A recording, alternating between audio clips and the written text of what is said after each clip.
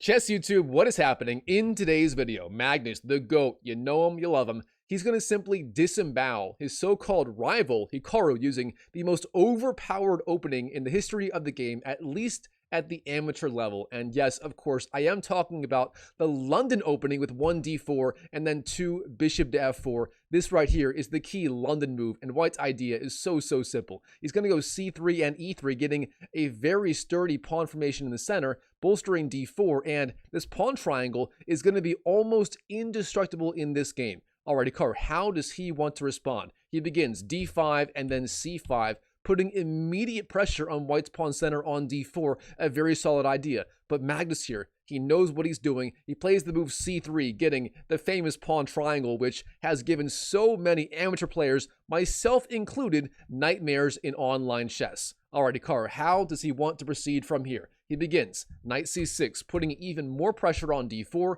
Magnus, the move is knight d2, defending, and then here, Hikaru, e6 is the move. Now Magnus, knight g to f3, and from here, his idea is super simple. Bishop d3, and castles, getting a very good formation for literally all of his pieces. And how does Hikaru want to respond right here in this game? He's got a lot of ideas. You can go, for example, bishop d6, or queen to b6, or knight to h5, or any other number of ideas. But here, Hikaru, he plays an idea that I have never seen played at the highest levels, at least so far. He begins taking on d4, a pretty normal idea. White takes back with the e-pawn, e takes, and now, Hikaru, knight to h5.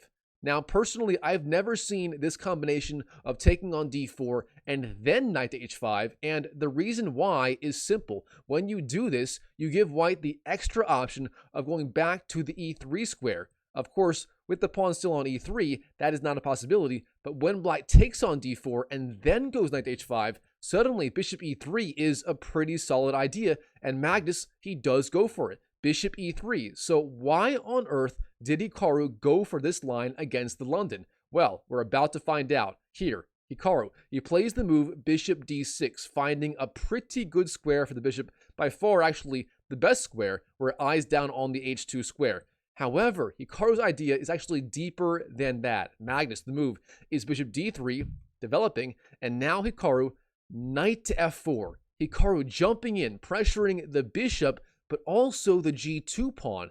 And Magnus here, he's got basically two options. Either take the knight or go back to the f1 square, defending g2, which is super passive. Therefore, Magnus here, he's got virtually no choice. The only decent idea right here involves taking the knight on the f4 square. Therefore, Magnus, he takes the knight, Black takes back, and suddenly it's only move 10, and Magnus, he's already down the bishop pair. He had to part with his precious dark squared bishop, and what does he get in return? Well, he does get some decent play in the center. He's got better development, but overall, I would not be a fan of playing White here, as that bishop pair is just so strong later in this game. Magnus here, he better know what he's doing to fight back, despite being down those two Bs. All right, Magnus here, he castles, and Black plays bishop d7, freeing up c8 for the rook, probably the best and really the only square for the bishop. Now from here, Magnus, rook to e1, Black castles, and then queen to e2. And now in this position, for both sides, the middle game is about to begin. Both sides have pretty much finished development. White here actually connected his rooks, and Black is pretty close to doing the same as well with, say, queen d7. So how does White want to proceed from here? What is his plan? How is he going to attack Black? Well, we're about to find out. Here, Hikaru, it's his move, and he goes back to the c7 square with the bishop. Bishop c7, and then rook a d1, and then queen d7.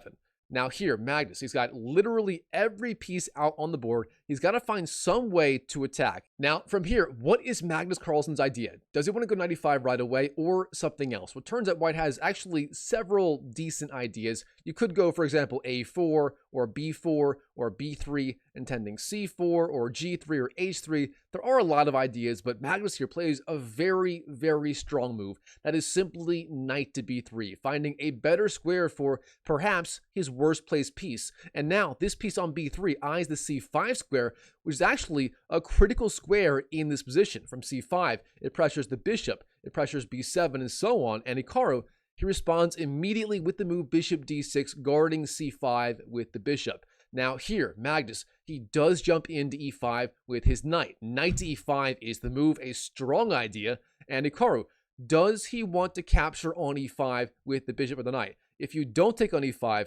Magnus here has the option of f4, bolstering that on e5 forever. Therefore, this may be your only chance to capture on the e5 square. Hikaru, he doesn't take it. Instead, rook a to e8 is the move, locking in the other rook on f8. And here, Magnus, he lights the board on fire with the key move f4, the beginning of the Pillsbury attack. That knight on e5 is now so strong. If black ever takes on e5, the f-pawn takes back, and Magnus gets a beautiful pawn on the e5 square with very dangerous attacking ideas. Beyond that, the queen may go to h5, targeting h7. The rook may go to e3, then h3. I mean, everything here is just lining up with the black king, and Magnus is getting a beautiful attacking game. All right, now, Hikaru. He's down, but not out. He still has a very solid game. What should he be doing right here as black? Well, it turns out Stockfish loves the idea of g6, trying to clamp down on g5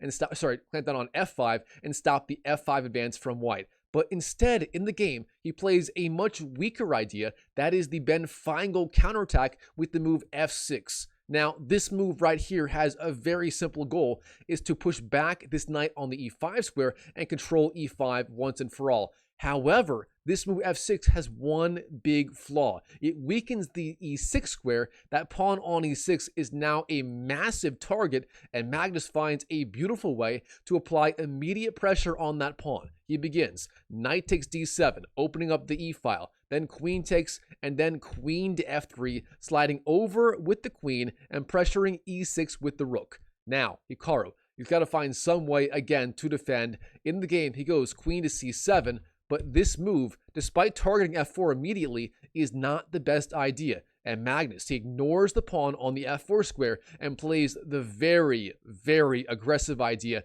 of queen to h3, sliding over with the queen, ignoring f4 entirely, and instead putting all of his sights on the weak pawn on the h7 square.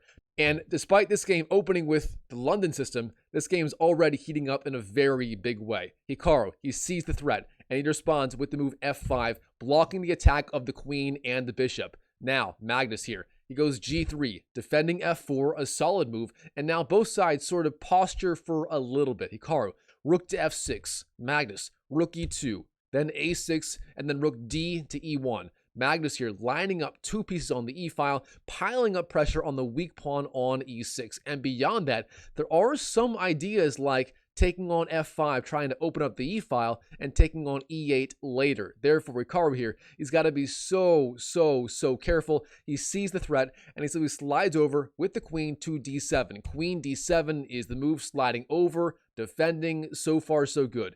Now, Magnus, how does he want to continue? Well, he knows his worst placed piece right here in this position is that weak knight on b3. It did its job, eking out bishop d6, and now it goes back to d2, eyeing f3 and e5. So, therefore, knight d2 played in the game, knight d8, and then knight to f3, eyeing squares like e5 and g5. This knight's now a very good piece in this game. All right, Hikaru, he sees the threats. Knight to f7 is the response, guarding both e5 and g5. And it would appear here that Hikaru has a very solid defensive fortress. I mean, what can white do here? Black's pawns on d5, e6, and f5 are clamping down on all the light squares, and there really isn't an obvious breakthrough for white. Well, Magnus here, being the GOAT, he finds a very strong series of moves. He begins king to h1, sliding his king off the g-file, which may be a tell for ideas to come. Is he intending g4, blowing open the g-file?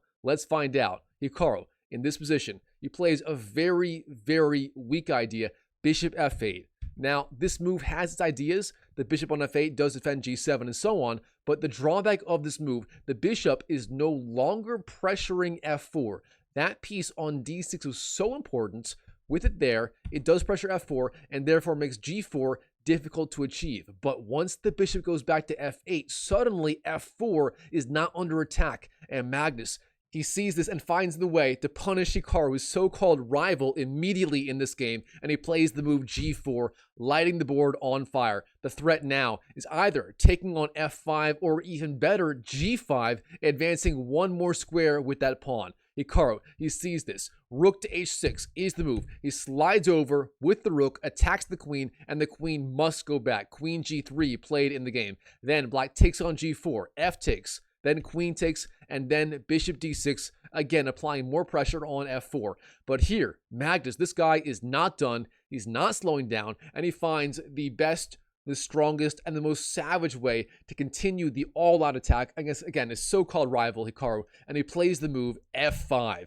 Boom, baby. Magnus lighting the board on fire. The threat now is if black takes on f5, the rook on the e8 square would hang immediately. Therefore, black here cannot take on f5, but if you don't do that, Magnus, he's taking on e6 himself, and that would be devastating. All right, black here, knight d8 is the move, retreating, but Magnus, he's not slowing down, and he takes on e6. F takes e6, hits the queen, and what can Hikaru do? This pawn being supported by 1, 2, 3 pieces, but very importantly, if you take on e6 with the rook, the winning move for white is going to be bishop to f5, pinning the rook on e6 to the queen on d7, and that would be absolutely devastating. Therefore, black here cannot take on e6. Instead, queen to e7 was played in the game, a solid move, but of course now white is up a single pawn on e6. That pawn is a monster, and Hikaru is certainly on the back foot in this game. Now, Magnus, he continues. Knight g5. This guy is relentless, targeting h7 with the knight and the bishop. That pawn on h7 is going to fall one way or another. Now, black, rook to f8 is the move. Magnus, he takes on h7. Bishop takes h7 is the move, and here, black takes with the rook. Rook takes. Then knight takes and king takes, and then queen to h5 hits the king. Magnus here closing in on his prey. He has the 2 rooks versus the rook and 2 minor pieces, but very importantly, Magnus here has the very strong pawn on e6 plus the ongoing attack against the black king, giving Magnus here the clear edge in this game. The king goes back to g8, king to g8, and now queen takes d5, winning yet another pawn is the goat. Hikaru here is in so much trouble. All right, Hikaru, rook to f6 is the move, pressuring e6, but then Magnus finds another way to bring even more pieces into the attack, and he plays the move c4, gaining space on the queen side and threatening c5, a very aggressive idea. Hikaru, how does he respond? He continues, rook to h6, targeting h2, but this right here is the wrong idea. Instead, bishop b4 was virtually required here, pressuring e1. Instead, rook to h6 played in the game, and this move is a massive mistake. Magnus here, c5, pushes back the bishop, bishop c7, and then queen to d7, attacking the queen, attacking the bishop. Of course, if you take on d7, the game's effectively over, as then rook d8 and so on, e8 is being threatened, and the pawn on e6 is simply too strong. White threatens e5, d5, d6, and so on. It's just too much. So what can Hikaru do right here besides taking the queen? Well, in the game, he plays the move queen to f6 in time pressure, but this move, the problem is it hangs the bishop. Magnus, he simply takes on c7, queen takes c7, and what can Hikaru do? He takes the pawn, but then Magnus, rook takes e6, winning the knight, and in this position, Hikaru being down literally an entire rook plus 2 pawns, he's forced to resign to Magnus in this game. Wow, what a game. All right, guys, hope you enjoyed the video. If you did, please show me some love. Smash that like button. Comment down below what you thought of the game. And by the way, real fast, if you are watching endless chess YouTube videos and not making any progress, I know the feeling and I have the solution for you. Go to drmikechess.com. It's my free online chess community / course / coaching program where I can show you how to gain literally 100 to 400 plus ELO in 30 days or less. I mean, my students are making insane progress there, like my student Aiden, who just went 19 for 20 in his latest rapid games and gained 200 ELO in a month, or my student Umar, who literally gained 400 ELO in the month of August alone, and he's still climbing. Just insane results. If you want results like that, I can help you do it. I've done it with so many students. And again, all you got to do, go to drmikechess.com. It's my free online community. It's totally free to join. I'll onboard you and get you rocking and rolling. And as always, I wish you the best of luck in your chess improvement journey in 2025 and beyond. And God bless, and I'll see you in the next video.